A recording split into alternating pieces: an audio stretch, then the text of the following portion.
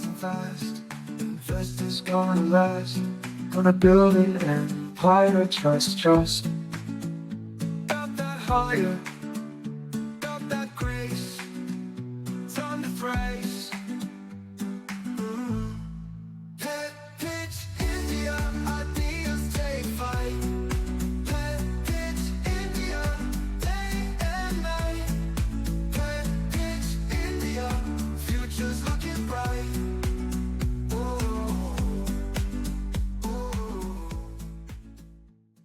Welcome back to the Deep Dive. Today we are focusing on something that's really changing the game for pet parents. It's a full-on tech revolution, and it's happening in some of the most intense urban environments in the world. We're going to be diving into the high-tech pet home, specifically looking at the metro areas in India. Yeah, and it's a very specific evolution, really driven by the context. You have these modern, very dedicated pet parents in places like Mumbai or Delhi. Right. They're committed, they love their pets, but they are just so time constrained. I mean, long commutes, maybe 9 or 10 hours a day, where the dog or cat is alone. The guilt must be immense. It is. And the old ways of doing things, the manual care, it just doesn't work anymore, not for these metro owners. That sets the scene perfectly. So our mission for this deep dive is to really unpack the source material on how technology is shifting pet care from, let's say, guesswork to actual data-driven precision. We're basically looking at how the average owner becomes a kind of remote co-parent, right? Using these IoT devices to manage everything from their desk at work. That's the perfect way to put it. It's a shift from care based on a feeling like that emotional scoop of food in the morning to management based on real, actionable metrics.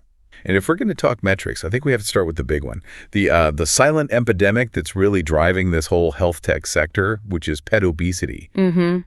Our sources are clear. This is a huge long-term health issue.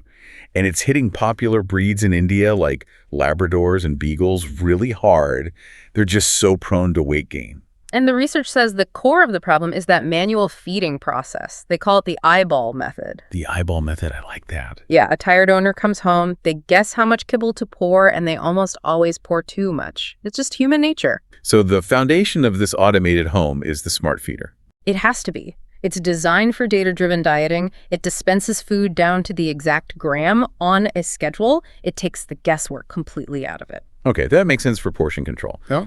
But I saw in the sources that some of these feeders have facial recognition. That just sounds like, incredible overkill. Yeah. And expensive. Yeah. Why not just use a simple RFID tag on the collar instead of full-on biometric security?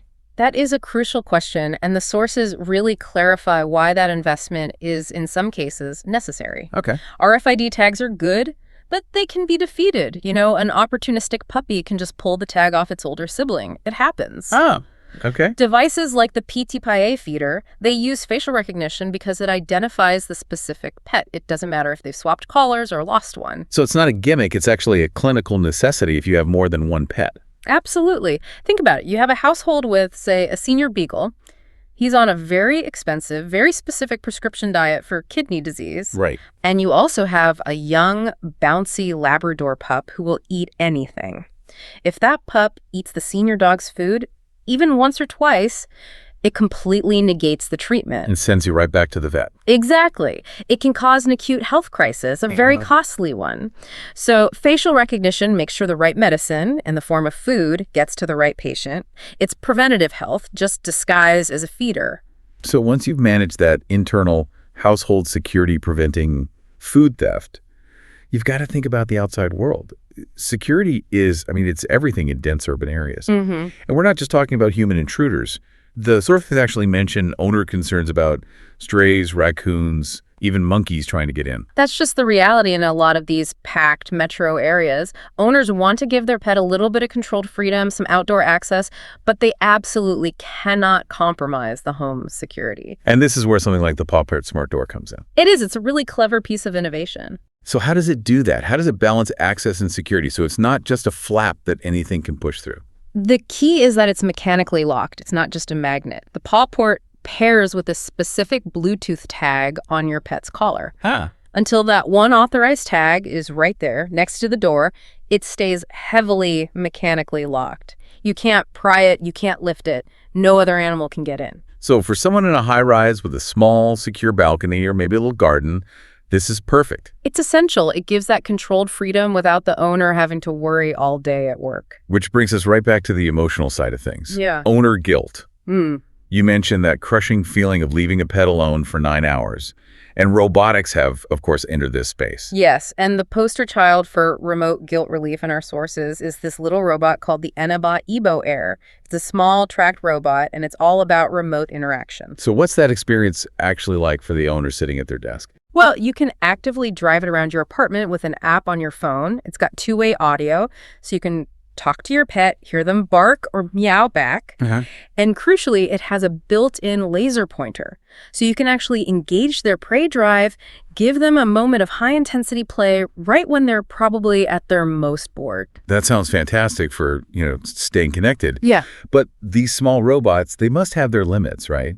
Especially in a real apartment with different floor surfaces. What did the sources say about the challenges?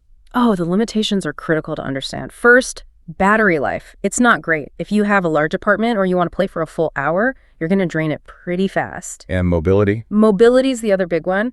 The Ebo Air is great on hardwood floors, but the second you hit a thick, high-pile carpet, which a lot of homes in India might have, the little tracks can really struggle. Sometimes they just stop. So the takeaway is that they're a supplement, not a replacement. Exactly. The sources are very clear on this. They're amazing interactive tools, but they are not a replacement for real human connection or, a proper walk. That reframing is really important. It's a tool to fight boredom and guilt, not a substitute for you being there. Precisely. And that leads us perfectly into the next big problem. You have these high-energy dogs in small metro apartments. They get bored and they get destructive. Shredding furniture, barking. All of it. And the solution isn't just more physical running in a small space. It's something the sources call cognitive enrichment. So we're talking about making them tired by making them think. Yeah. Channeling all that energy into mental work, which can be way more exhausting. Way more. The mind always tires before the body. And mental work really targets that restlessness that comes from pure boredom. The sources talk about a device called the Pawport. The Pawport. Yeah, and it basically turns training and impulse control into a video game for your dog. How does that actually work? What's the cognitive task for the pet? It demands something called discrimination learning. It's pretty intense. The pet only gets a reward when they touch a sensor after hearing a very specific, randomized sound cue. So if they jump the gun or hit it on the wrong sound? No reward. They have to learn impulse control. And the game gets harder and harder, so they have to sustain that focus and learn complex rules over time. So this is not like one of those simple puzzle feeders they solve in 5 minutes. This is sustained, high-level engagement. And the really surprising insight here, the aha moment for me, was that this can actually be more effective than a walk. Yes. For a lot of these high-drag breeds, a short walk on a leash in a busy city is actually more stressful than it is calming. All the noise, traffic, other dogs. Exactly. They're just constantly reacting. But half an hour focused on the Pawport, on a solvable, rewarding task. That results in a much deeper state of calm and exhaustion. It's burning mental energy. It's managing stress hormones. It turns that apartment from a prison into a classroom. Okay, so we've established the need. We've seen the amazing tools. But now we have to talk about the elephant in the room. The cost. The cost. This is premium technology. Yeah. And that is a massive barrier in the Indian market. That initial sticker price is high. So what's the strategy? How are retailers trying to get this into people's homes? It has to be a very refined, two-pronged approach. First, you have to overcome the skepticism that this stuff actually works. Right. And second, you have to break down that cost barrier. And that means you need both an offline, physical strategy and some smart financing. Okay, let's start with the skepticism. If you're asking someone to spend a lot of money on a machine that says it can recognize their dog's face, they need to see it to believe it. How do you provide that proof? You have to set up in-store experience zones. The sources are really emphatic about this. You can't just show a video. Consumers need to see the complexity taken out of it. So live demonstration. Live demos. A working model of the Pawport locking and unlocking. A real dog, if possible, playing the Pawport game and succeeding. And where's the best place to put these zones? Well, in your own flagship stores, of course, like a heads up for tails. But the most effective strategy is partnerships with trusted local vet clinics. That makes sense. If your vet, your pet's main health advocate, is the one recommending and demonstrating the tech, it gives it instant credibility. It links the device to long-term wellness, not just convenience. Okay, that handles the trust factor. Yep. But let's go back to the price. This stuff is expensive.